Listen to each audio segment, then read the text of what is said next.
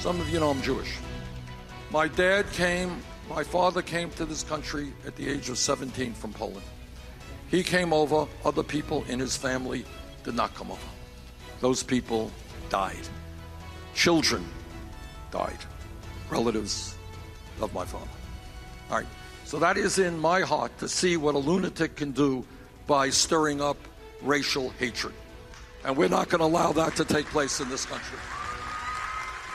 Senator Bernie Sanders in Milwaukee last night. He joins us live this morning. Senator Sanders, thanks for joining us this morning. We've talked to you many times about Donald Trump. You've called him a liar. You've called him a nutcase. Now comparing him to Hitler? Oh, no. No, there's nothing to do.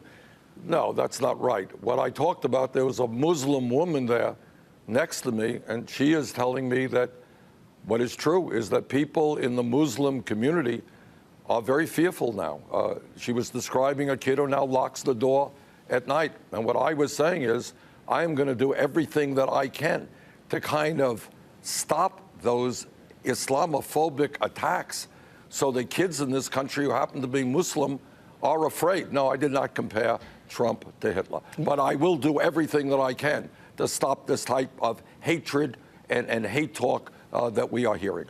You have been on a roll so far. Some of the latest polls show you up in Wisconsin. You've won 6 out of the last 7 contests as well. Hillary Clinton was speaking last night in Wisconsin as well, and she pushed the line that you're not a true blue Democrat. Let's listen. I'm also a Democrat and have been a proud Democrat all my adult life. And I think that's kind of important if we're selecting somebody to be the Democratic nominee of the Democratic Party. Your response? Well, my response is I think the secretary is getting very nervous. That poll after poll shows us doing much better against Trump than she is. Last CNN poll had us up by 20 points. Here in Wisconsin, I was 19 points ahead of Trump, also a significant margin better than she is. So what we are saying is I believe I am the strongest candidate to take on the Republicans. And the fact that I have been the longest serving independent in the history of the United States makes my candidacy even stronger. You got a lot of independents out there. So I think we can get virtually all of the Democratic vote. I think we can get a lot of the independent vote. I think we got a lot of young people's vote, working class people's vote. I think we're on the way to victory if we can win the Democratic nomination. You've also been engaged with the Clinton camp in a debate over debates. Secretary Clinton said this morning she's confident there's going to be another debate ahead of the New York primary. Are you confident? Yeah, I am. Look, she has proposed 3 dates. We have proposed 4 dates. She has a difficult schedule. I've got a difficult schedule. You know, one of the debates proposed was the night of the NCAA finals. Didn't make sense to me, but I think that we will reach an agreement. People of New York deserve to hear us discussing the important issues facing that state and facing the country. I suspect it will work out. I hope it will. And one of the debates proposed and one of the debates that Secretary Clinton accepted was actually on Good Morning America on either the 14th or the 15th. And earlier in the week, your campaign signaled that they were going to accept that.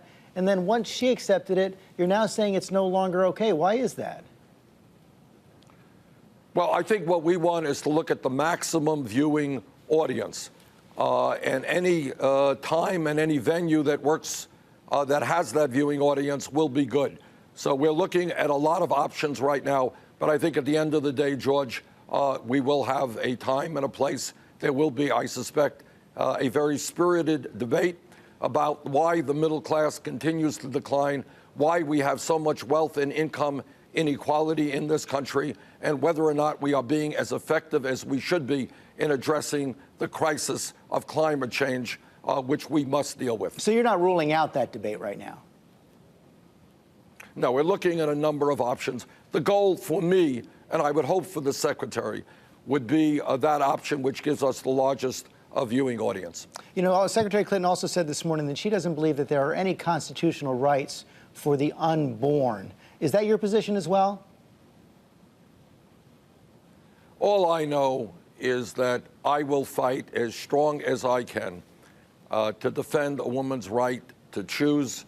I believe that it is an outrage that Republicans who tell us how much they hate the government now want to tell every American woman what she can and cannot do with her body. And I do agree with the Secretary. I don't believe there's any constitutional protection for the unborn. So are you for any restrictions on abortion?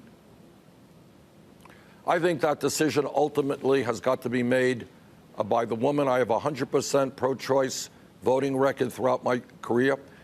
That decision must be made by the woman, must be made by her family and her physician, not by the federal government, not by the state government. And let me tell you something. If elected president, I will not only fight to protect Roe versus Wade and a woman's right to choose, I will take on the Scott Walkers of the world and the other right-wing governors who are trying to restrict and limit that right. You mentioned Roe v. Wade. You've said that where a potential Supreme Court nominee stands on the campaign finance case, Citizens United would be a litmus test for your choice for the Supreme Court. Is Roe v. Wade a litmus test as well? Of course, it's very important to me. I mean, all that I have said is right now we have a corrupt campaign finance system as a result of Citizens United, where billionaires are now trying to buy elections, and democracy is being undermined. And I fear very much about the future of this country if we do not overturn Citizens United and restore one person, one vote democracy in America. But obviously, as somebody who has fought his whole political life to protect a woman's right to choose, that issue is of enormous concern to me. And people can be assured I will not be nominating a justice who will not support that position. Finally, you have been on a roll, as you mentioned, but you're still far behind Secretary Clinton in both pledged delegates and especially those superdelegates. I know you said you believe that many of those superdelegates will switch if you continue to win states. Have any of them told you that? Well, what we have begun to see already is when we are winning states by large margins, and as you've indicated, we've won the last 6 out of 7 caucuses and primaries. It is very hard for superdelegates in a state, say like Alaska, I think, where we won 82% of the vote, not to go with the will of the people in that state. In addition to that, as I think we demonstrate that we are our campaign is a stronger campaign against people like Donald Trump. The last CNN poll, we were 20 points ahead of him. Here in Wisconsin, the last poll they had out, just in this state, we were 19 points ahead of Trump. I think as many superdelegates look out there, what they are saying, yeah, well, I like Hillary, I like Bernie, but most importantly, we've got to beat Donald Trump, and I think they will see that Bernie Sanders is the strongest candidate to do that. Senator Sanders, thanks for joining us again this morning. Thank you, Judge.